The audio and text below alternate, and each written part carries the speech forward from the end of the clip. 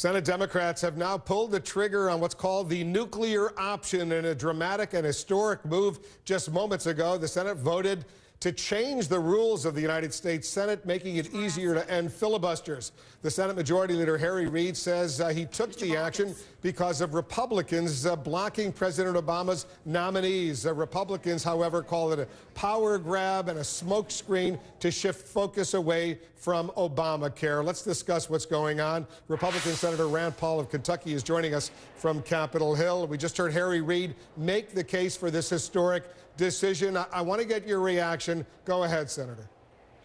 Well, I think what we really need is an anti-bullying ordinance in the Senate. I mean, now we've got a big bully. Harry Reid says he's just going to break the rules and make new rules. It's never been done this way before. Typically, you have to have a two-thirds vote to change the rules, and there has to be consensus, and there's tradition. But he's breaking the rules to get his way. Meanwhile, we have a bill right now, and we have several amendments lined up, but he's disallowing amendments. He's got to have everything his way. He's got to control everything. This is more about them trying to control the agenda and shift it away from Obamacare than it is anything else. Well, he makes the point that you, the Republicans, have blocked the nominations of 3 potential judges on the U.S. District Court of Appeals in Washington, D.C., for no reason other than you don't want the president to have these nominees in place. They would be influential judges for many years to come. These are lifetime appointments. And he says this is totally unfair on the Republican part. Well, it's untrue what he's saying, because frankly, the argument we're using is the same argument that he and the Democrat minority argued in 2006 when they said the caseload for the D.C. Circuit has dropped so precipitously that what we really need is to transfer some of those judges to other circuits that are busier. And that's what we've offered to do, which is a compromise. But what he's saying is, I'm in charge here, I'm the bully, and I'm going to get my way, or I'm going to change the rules. And he had to actually break the rules in order to change the rules. Never been done. He's breaking with hundreds of years of precedent to do this. And really, frankly, in doing so, he's causing more discord and disharmony up here, and there'll be more dysfunction, I think, because of it.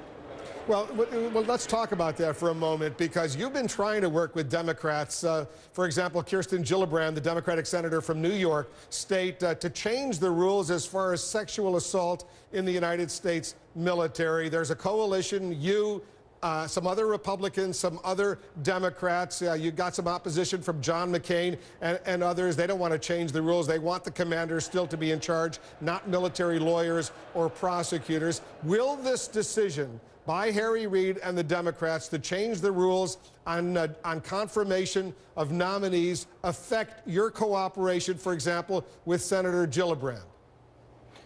It won't my cooperation. I'm very supportive of Senator Gillibrand's amendment, which would, I think, give sexual assault victims more justice. I will continue to fight for that. But I'll tell you, it is complicated in the sense that the only way amendments come forward here is if you have an open enough process. One person can object, and then the whole thing's scuttled. But the reason people object is because they're not allowed to introduce amendments that people in their state are interested in. So right now we have a very tight and closed process. We've got one guy in charge of the Senate, and basically he's become the dictator of the Senate. He's going to bend and break the rules until he gets his way, but he also is not going to let any amendments come from the minority. So we have a really tight ship up here. But then that good things like Senator Gillibrand's amendment may get cast aside, not because of me, but because they won't allow an open process of debate and amending. What do you say to Senator McCain, who disagrees with you on changing the rules of the U.S. military in dealing with sexual harassment or sexual assault cases? I have a lot of family members in the military, and I don't doubt any of their motives or any of the generals' motives. But I just think it's more fair that if you've been a victim of sexual assault or rape, that you don't have to tell your boss about it. You tell the authorities about it. In the military, this would be lawyers and judges that are trained in dealing with sexual assault and rape.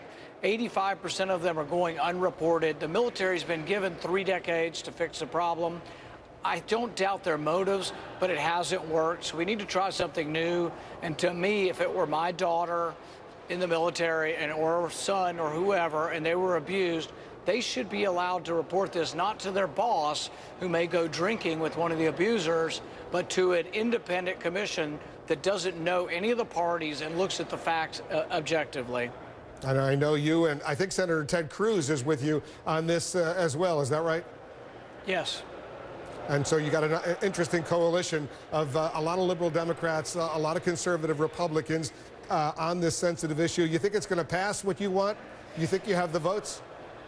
It's very close. Right now, if Senator Reid would let it pass with 50 votes, it would. It's got probably 55, 56, with 3 or 4 votes hanging in the balance. We probably are going to have to get to 60, though, and so I don't know if we make 60 or not.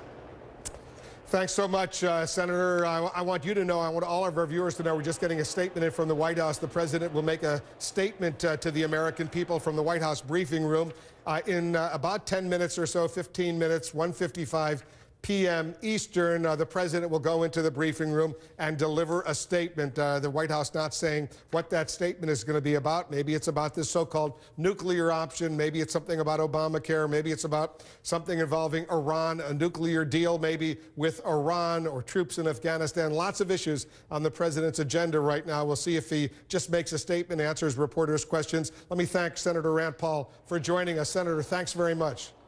Thanks for having me, Wolf. All right, Senator Rand Paul, we'll get ready to hear what the president has to say. We'll try to find out what that statement is going to be on. We'll take a quick break. Right after this, we'll resume our coverage.